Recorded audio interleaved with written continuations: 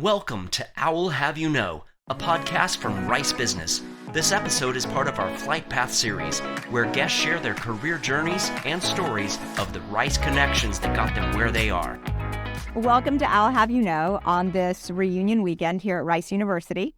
Our guest today is Phoebe Wang. You are the full-time MBA of 2014. Thank you so much for taking time out of this fun and exciting weekend to be with us for a bit of time to check in and talk about all of the magnificent things that you've done since you graduated from Rice. Absolutely. So actually I graduated, I know that on my name tag is like a 2012, but actually I graduated 2013. Oh, 13. Okay. Yes. So it's actually my 10 years anniversary. So you graduated 10 years ago. That's right. Yes. Well, so in the 10 years since you've graduated, you have to tell us about all of the phenomenal things that you've done.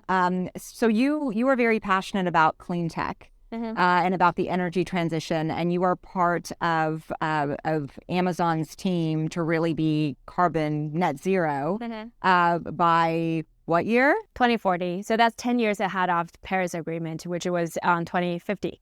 Yeah. So how did you get interested in clean tech? Absolutely. And first of all, thank you so much for having me in this Owl You Got to Know podcast. So as Maya has mentioned, I have been in the RISE program back in from 2011 to 2013. That has been a phenomenal 2 years in my life. Learned a lot. It's a really great program I would recommend to everybody. So my interest in the clean tech, or what we call climate tech, actually stemmed really early. When I was very little, I grew up in Asia. And then if you see over there, pollution is such an important issue, and it's actually the global issue now. So back then, I actually almost did environmental engineering, but job market was not very good over 2 decades ago. So I actually switched over to material science engineering. So now it's kind of coming through a full circle that I'm looking at investments in the climate tech, especially in Amazon. We have this $2 billion climate pledge fund, and primarily looking at a few sectors, including technology and transportation and mobility, food and agriculture, circularity. We also do a lot in the energy storage, utilization, and production, as well as recently, given the rise of the generative AI, we look at a lot of new technologies in data center, how to actually continue to provide those a power consumption for or power in the data center for the ChatGPTs, the Bedrock from Amazon. So a lot of kind of cooling technologies in data center and chip design technologies. Fascinating stuff, and it's just amazing to see the rise of the climate tech industry. Well, yes, and it's definitely it almost has become exponentially more of an issue, and there's more of a push to do it faster and faster and faster based on how much research has gone into, the amount of carbon that we are breathing in every single day. Absolutely. Right? I mean, and I think that now we have, capabilities that we didn't have before to really assess the impact of carbon on all of us and humanity. So you recently accepted an award in 2022, the C3E Business Award, and it's in here in this magazine over here. So tell me, let's find it. It's one of the first. I think it's first or second page. That's where it should be. Yeah. So tell me about this amazing award that you received. Yeah. So I was really honored to receive this award from the Department of Energy in the United States. So every year they actually select one woman per category in 8 categories. And then I won this award, amazing award, for the business category for my investments in the past few years in the clean energy and climate tech space. So far I have invested in over 30 companies out of those 3 unicorns, and have created a tremendous job opportunities in local markets, and then also have a big impact in the carbon markets. So as many have mentioned, right, we are now looking at a lot of different areas with the CO2 lens. And in addition to that, we're also looking at how to preserve the biodiversity, because we don't want to have unintended consequences if we only apply the carbon lens when we do the investments. So it's I feel very honored. Last year, we actually, I went to DC, did my award recipient speech, and just it's so empowering to see all the women in the room and who has been trailblazers, and then make sure that we have the right gender equity in the space, and then also like lots of good deal making conversations. So you said 3 unicorns. What are the 3 unicorns? Yeah, so I'll maybe just talk about one. Okay, given the best one. Yeah, the best one. Yeah, so Expensive is one of the companies that we have. Back when I was at BP Ventures, we have actually seeded their first check in. So think about that as when you're doing like commodity trading, you have the marketplace, right?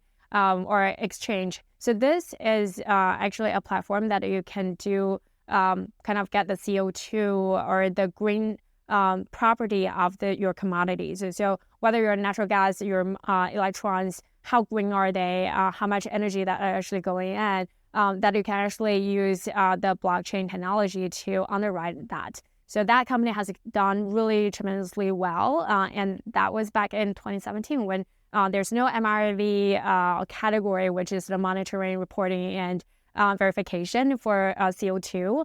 And also, like at the time, it was still at the dawn of the blockchain space. So 2017, yeah. So I was like very, very fortunate to work with previously my boss, like Megan Sharp and David Hayes in the deal, and it's super fascinating to see how the company progressed. Because your background is also venture capitalist, right?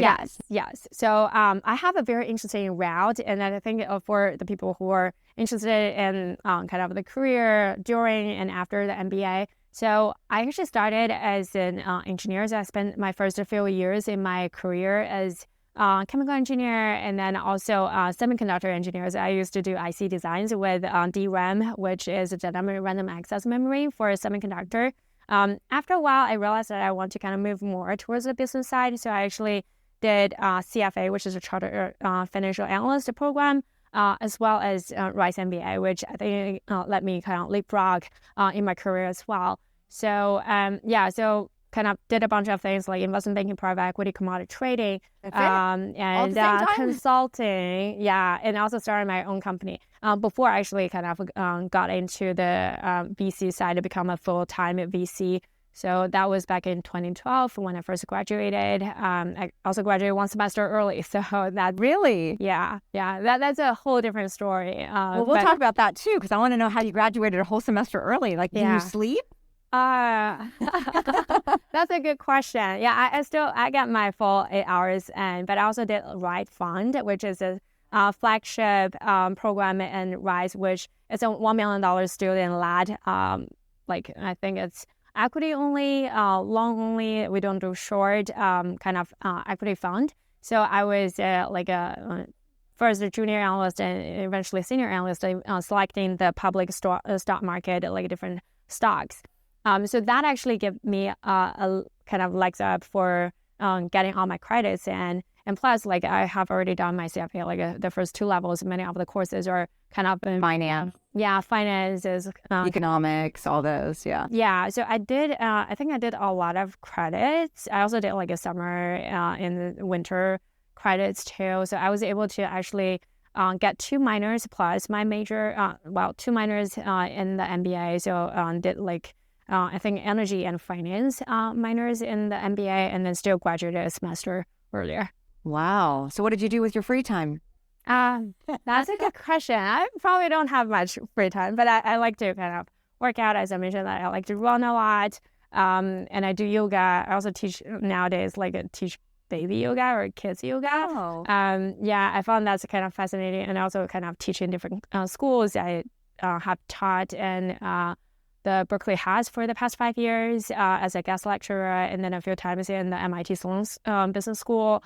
And now looking into more different ways of giving back to Rice and exploring opportunities here.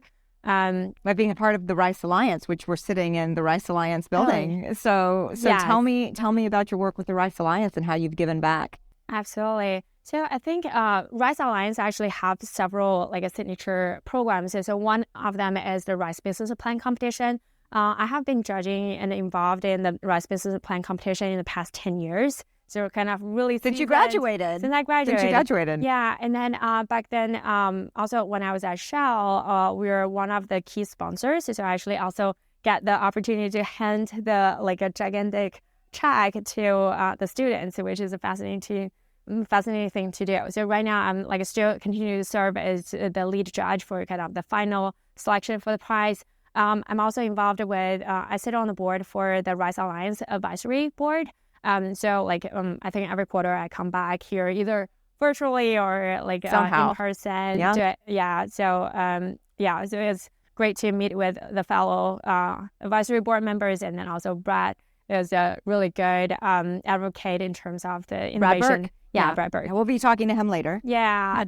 And then I think the third part is more on the, there's a clean energy accelerator. So I'm on the selection committee over there, kind of at the inception, I've been involved. So kind of these are the three main programs that I found is great opportunity for students and for the general ecosystem for the innovation, but also great venue for me to give back. And I always kind of raise my hand whenever Brad reach out, hey, Phoebe, do you have time to help out or invite folks? I would always say yes. Say yes. You can't say no. Yeah. You have to say yes. Yeah. We're a family, so well, that's true. It is very much a family, and that's one of the things about Rice and having, we've seen the energy here today with the reunion weekend and everybody reconnecting, and it's just such a joyous occasion. Yeah. The energy is palpable. So you are very optimistic about the clean energy and climate, control, so that we can shift it back to having clean air for everyone. So what progress do you hope to see over the next few years? What are you the most excited about? Yeah. So right now, whenever we are looking at the technology, we actually have a lens of whether when at the mature stage, whether the technology can sequester or can abate gigaton equivalent of CO2, because we need to have that level so that we can actually move towards a future that is livable for our next generations.